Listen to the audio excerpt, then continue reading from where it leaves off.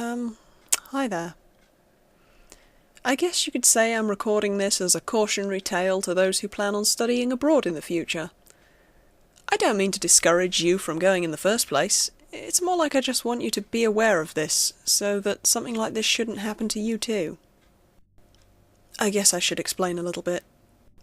Last summer, I was selected to participate in the study program abroad that will be centred in Rome for several months. Like anyone would be, I was elated. I had never been out of the States before, so this was going to be a real adventure for me. In the weeks that followed, I happily packed anything and everything that I could fit into my suitcase. I will be the first to admit that I had way overpacked for this trip. I was nervous about leaving my parents for the first time, but I was also excited for the newfound freedom I would have whilst I was in Europe. Before I knew it, my parents were dropping me off at the airport, and I was boarding a 19-hour flight to Rome. Despite being long and tedious, the flight wasn't all that bad. When I exited the airport, I was greeted by the program's supervisor and several other students who would be studying with me. They were about the same age and looked just as excited as I was. From there, we went to our mandatory orientation meeting, and afterwards we went to pick up our apartment keys. In the months that had preceded the trip, we were responsible for getting to know our would-be roommates, as well as finding a place that we could stay that we could all afford. There were 3 girls I'd be staying with. They were all nice enough and made an effort to make me feel welcome, though I will admit it was a bit hard to get close to a group of pre-formed friends. But despite my slight alienation, it seemed that things were going to work out well. All of us were on a similar budget plan, and by that I mean none of us really had much money to spend. Because of this, we were all on the same page while searching for the cheapest apartment that we could find. After several days of searching, we stumbled across an ad for an ancient apartment above the Campo de' Fiori. That was a prime location, and we couldn't believe that it was still available, no less, listed for an unbelievably low price. This immediately triggered alarm bells in my head. The place was enormous, yet the rent was cheaper than much smaller apartments in less desirable parts of the town. However, reason never really wins out among a group of excited young women. They had already made up their minds, and if I would be staying with them, this was my only option. We each received our own set of keys, as well as a map with walking directions. Because of its prime location, it really didn't take us long to get there. The Campo was amazing. During the daytime it was filled with a vibrant market, while during the evening it was lined with lively street performers. All of the apartments surrounding it looked to be ancient, so ours didn't really stand out all that much. After circling the square 3 or 4 times, we finally noticed the number nailed to the front of a massive old wooden door. This would be our home for the next 3 months. I fought with my keys for a moment until there was an audible click of a heavy old lock. The thick old door swung forward with a screech. We were then met with a long, winding staircase. We all looked at one another and groaned. None of us had accounted for the fact that the building had been constructed before elevators were common. So, 3 sets of stairs and countless complaints later, all 4 of us, with luggage in hand, stood outside our new front door. Once again I reached for my set of keys and fought with the stubborn lock. As soon as the front door was opened, there was a stampede of young women trying to claim the best rooms. Being a 3-room apartment, it meant that 2 of us would have to share. I personally didn't really care, so I let the others battle it out.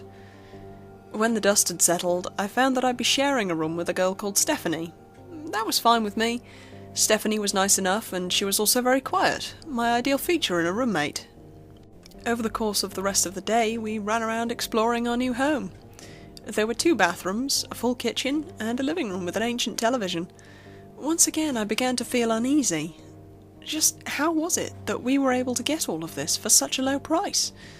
But before I could finish the thought, I was interrupted by a fit of loud squealing. My initial reaction was to panic. However, I soon learned that all the noise was from excitement. Down the other end of the apartment, near the front door, apparently there was another part of the flat we'd missed. I followed the noise until it led me to a long, dark hallway. There, at the end, behind the group of squealing women, was a washing and drying machine. For those of you thinking, what's the big deal? I should explain that these things are incredibly rare in Rome. Generally, exchange students have to wash their clothes by hand in the sink before hanging them up to dry. What was a luxury item like this doing in such a cheap apartment? Just as the screaming quelled, it picked right back up again as the girls noticed a door adjacent to the washing machine. Beyond that door was a master bathroom. It had a balcony, a clawfoot tub, even a bidet. These girls immediately started fighting over whose bathroom this was going to be. I didn't see why we couldn't just share, but apparently the others were dead set on having ownership. As it turned out, it ended up being my bathroom. Stephanie had made the logical argument that because she and I had to share a bedroom, while the other two each got their own, it was only fair that she and I got to share the master bath. And I'll admit that at first I was actually kind of excited. It was, after all, a really nice bathroom. However, over the course of the next several weeks, I began to grow more and more wary of the room. I don't know how to put it into words. It's like every time I went into that room, I could feel something's eyes on me. And the voyeuristic element wasn't really what had me so unnerved. It felt like whatever was watching me was angry. That it didn't want me to be there, and that it wanted to hurt me. I began doing everything in my power to avoid the room. I asked Alicia if she wouldn't mind me using her bathroom occasionally. I made up a lame excuse about how it was far more convenient since her room was so close to my bathroom, while my bathroom was at the other end of the flat, at the end of a really long hallway. She happily agreed, though, when I told her that she could use my bathroom any time she liked. This worked well for a while. For about the first 2 months of the trip, I was able to completely avoid the eerie room. It wasn't until the final month that everything began to unravel. One night, as I prepared to brush my teeth, I found that Alicia was already occupying her bathroom. I could hear giggles coming from down the hallway. It was clear that both Stephanie and her other roommate were both getting ready for bed in the master bath. I decided that since there was strength in numbers, it would be alright just for tonight. So I made my way down to the large bathroom, where I joined the boisterous girls in brushing my teeth. They were in the midst of some conversation when Lindsay, our other roommate, had broken into such a furious fit of laughter that she had to lean on the wall for support. But suddenly she jolted upright, as if she'd been shocked. We all looked at what had been the cause of her reaction. There, on the wall, about the same level as the bathtub, was a tiny door. None of us had noticed it because it was the same colour as the walls. The landlord had even painted over it. Naturally, this made me a bit nervous. Whatever it was, the landlord clearly didn't want anyone opening it. But, as usual, throwing all caution to the wind, Lindsay reached out for the handle and began tugging with all her might. Stephanie clicked her tongue in disapproval before pulling out a small pocket knife. She began delicately carving along the seam of the door. I wanted to beg her to stop, but I really didn't have the energy to argue that night. So, within a few minutes, Lindsay had yanked the little door open with a loud crack. It was a crawlspace. It was fairly large. My guess would have been that you could fit at least 3 or 4 people in there. I was rather curious as to why the landlord would have sealed up an empty little room.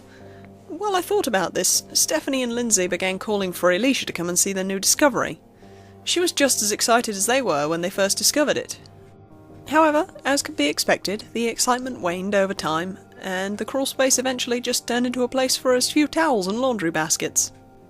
In the following days, after the unsealing of the crawlspace, things started to go from eerie to downright terrifying. Annoyingly, Alicia had changed her nightly routine so that I could no longer use her bathroom in the evenings. Once again, I was back in the large bathroom. All the while, and the feeling that I was being watched got worse and worse.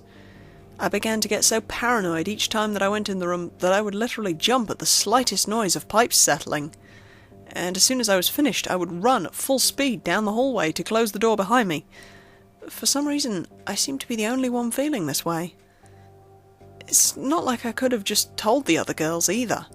I was already enough of an outcast as it was, so I just kept to myself and hoped that it would eventually go away. Unfortunately, that wasn't the case.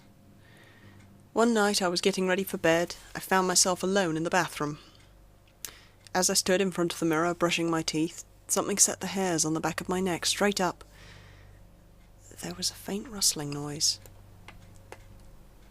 Not the kind that could have been caused from my roommates at the other end of the flat.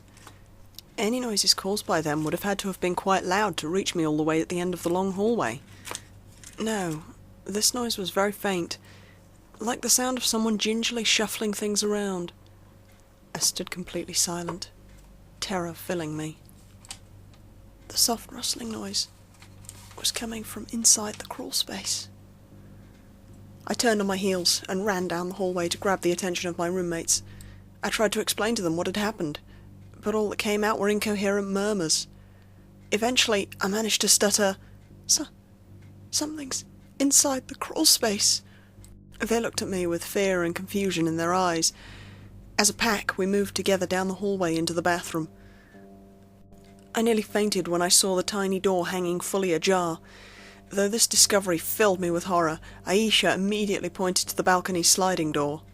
Stephanie had left it open to air out the bathroom after having taken a shower several hours ago. She peeked her head out through the door and pointed to the rooftop adjacent to ours. There were pigeons' nests occupied by a few birds. The girls summarised that the pigeon must have found its way in and was the cause of the disturbance. They all had a good laugh as we made our way back to the living room. I pretended to shake it off, but I knew it was not a pigeon that caused that rustling noise. First off, the tiny door had been shut tight all day. None of us really cared to leave it open because it smelled quite musty inside. And secondly, the door had been shut when I left the bathroom. I'm certain of this.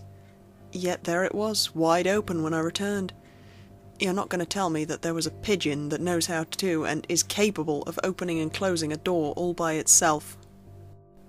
It was at this point that I began to suspect that something was horribly wrong with this apartment. When I got back to my room, I pulled out my laptop and called my best friend via Skype. She had always been the sceptical and methodical type. However, she also kept an open mind towards things that were hard to explain. I decided that out of anyone, she was probably the best person to talk to about the situation. As I expected, she was initially quite doubtful, though she also agreed with me that a pigeon was quite likely not the source. She asked me if I had any photos of the crawlspace. She said that if she could see it, that would help her to understand a little more clearly, and possibly help her come up to a more logical explanation. Relieved at her willingness to at least hear me out, I reached for my camera and made my way back down the hallway. When I arrived, I found, to my relief, that the door was still closed. I stood in front of it for a moment, gathering my nerve before finally pulling the little door open. Despite the clutter left inside by my roommates, it was empty. I snapped a quick photo before closing the door once more and running back to my room. I immediately plugged my camera into the computer and uploaded the photo. When I opened the image, I was petrified by what I saw. There, in the upper right-hand corner, was a face, baring its teeth at me. My whole body began violently shaking. "Dear God, that thing's in our home!" I muttered to myself. Fear began to overtake me. Someone had sealed whatever was inside that crawlspace, and we'd let it out. I was so absorbed in my panic, I didn't even notice when my roommate returned. She was so blissfully unaware of the imminent danger that we were in, yet even if I tried to warn her, she would not believe me. I was at a loss what to do. I finally decided that I would deal with it in the morning. Though it wasn't by a large amount, I did feel braver in the daylight. From there, I just attempted to get some sleep. Though, for the first time ever since being there, I closed and bolted the door before getting into bed. Stephanie eyed me suspiciously while doing so, but I told her jokingly that Lindsay had been sneaking into our rooms the previous nights and had been stealing my Nutella. She laughed heartily, shaking her head before settling down for the night. I will admit that the only reason I was able to find any sleep that night was because of her presence. Something about not being alone can give one a sense of false security. It was about 2 o'clock in the morning when the sound woke me. I'd always been a light sleeper, so the faint noise was enough to stir me.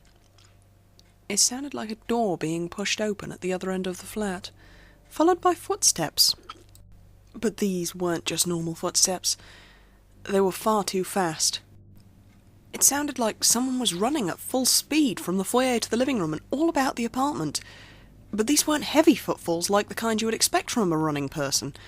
They were very light, almost unnaturally so. My initial reaction was to assume that it was either Alicia or Lindsay, so I got up and stuck my ear to the wall behind me that separated Lindsay's room from my own. I could hear her faint but steady breathing. She was clearly asleep. It wasn't her. And then I crossed to the other side of my room, near the door, and once again stuck my ear to the wall. Alicia's snoring was quite audible. There's no way it was her. I slowly began to grow fearful as I turned, in a last resort, to see if Stephanie had perhaps gotten up, but I could plainly see her resting form silently rising up and down. A shiver went down my spine, and I nearly screamed when I realised that the footsteps had come to a stop right outside my door. Despite all the lights being out, I could clearly see the looming dark shadow of a form through the tiny crack at the foot of the door. I dared not move. Whatever it was just standing there, waiting. Then, to my horror, my doorknob slowly began to jiggle. Gently at first, but then growing violent at the realization of it being locked. The noise of it eventually woke my roommate. She sat up, blinking in confusion. That instant, the jiggling of the doorknob stopped. She asked me just what the hell I was doing, and if I knew what time it was. I told her it wasn't me. I told her that whatever had opened the door in the crawlspace the previous day had come back. But she furrowed her brow at me, and said that I needed to get more sleep. The next day I made an appointment with my programs supervisor. I told him that I just needed to go home. He tried to tell me that I was just homesick and that it would pass, but I insisted. Eventually he gave up and let me call my parents. They were confused but understanding. They were able to change the date of my return flight to the following morning. I really wanted to get out of there that day, but understandably that was the soonest they could manage. Unfortunately, this meant I would have to stay one more night in the apartment. When I returned, I tried to tell the others about what had been going on. I knew I was going to be getting out of there and would be out of danger, but I was still immensely worried for their safety. But none of them took me seriously. They looked at me as if I was a madwoman. They didn't say anything, but I was sure they all thought I was going home because of some sort of mental breakdown. At that point, there was nothing I could say that would convince them. So that night I locked my door and hesitantly went to bed. And right on cue, once again around 2 o'clock in the morning, I was woken up by the rapid footsteps scampering around the apartment. I could hear the door to the bathroom begin to creak open, followed by the door at the end of the hallway. The footsteps grew louder and faster as they moved through the apartment, and finally, once more, came to pause outside of my door. I could hear breathing this time, slow and heavy. I sat up in a panic, and to my horror, I saw that Stephanie had forgotten to lock the door behind her after getting up to use the restroom. It was right outside my door, and I did not know if I had time to jump up and try and lock it before the thing realised that there was nothing blocking its way. I hesitated a moment too long, and by the time I'd sat up straight in bed, the handle slowly began to turn. I froze in terror as the door cracked open, revealing my tormentor. It stood there ominously in the doorway, staring me down. Its eyes protruded slightly from its skull and gave off a very faint bluish light. It didn't appear to have a nose, only slits where the nostrils should have been. It had the teeth of a man, but no lips, giving it the impression of an eternally toothy snarl. Its greyish-white skin was waxy and stretched tight over its bony face. The rest of its skeletal form was hard to make out and was almost entirely enveloped by shadows. After pausing for a moment in the doorway, it began to head towards me. As it moved, its body let out sickening cracks. I sat there, still petrified by fear, until it had made its way to the foot of my bed. Its heavy breaths were deafeningly loud. I don't know how Stephanie slept through it. The air had begun to smell sour and stagnant. With frightening speed, it jolted to the other end of the bed, mere feet from me. I gagged at the smell of it, like sulphur and rotting flesh. Slowly, it unfurled one of its gnarled hands and proceeded to reach for me. Not until it was several inches away did I finally find my voice. I screamed as loud as I possibly could, and it halted in its tracks. Stephanie shot up from her bed, visibly frightened. The creature hunched over on all fours and fled from the room with unsettling movements that recalled those of a spider. A moment later, Stephanie switched on the light and looked at me furiously. She demanded to know what all the fuss was about. I told her exactly what had happened, but she just called me a nutcase. The taxi came to pick me up very early the next morning.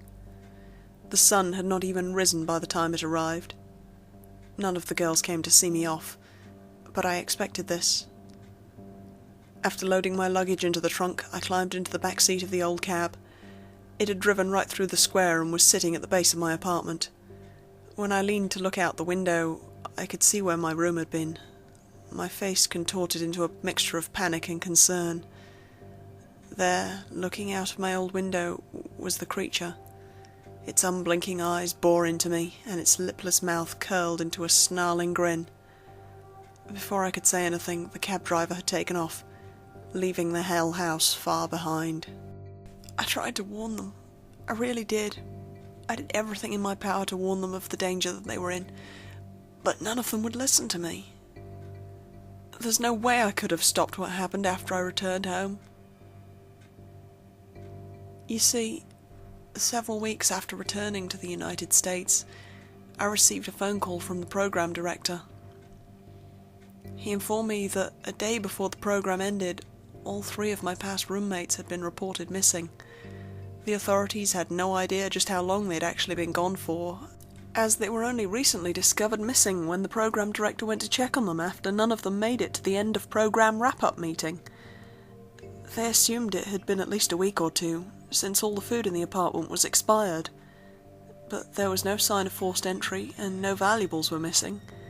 The only notable detail mentioned in the report was that when they had arrived on the scene, there was a strange little door hanging ajar in the bathroom, and when they approached it, they were met with a powerful odour coming from no visible source. The official report has them declared as missing, but I know that they're dead. I know that I'm incredibly lucky to have made it out with my life. I think the only reason I'm still alive today is because I fled thousands of miles and across the ocean. Despite their unwillingness to listen, I still feel an unimaginable amount of guilt over what happened to those girls. That's why I'm reading this now. I may not be able to go back in time and save them, but maybe I can prevent this from happening to you. Please, please heed my warning. If you ever get the opportunity to study abroad, keep this in mind. If it seems too good to be true, it probably is. And whatever you do, don't stay on the 3rd floor of an ancient yellow apartment complex above the Campo de Fiori. There's something there. Something evil.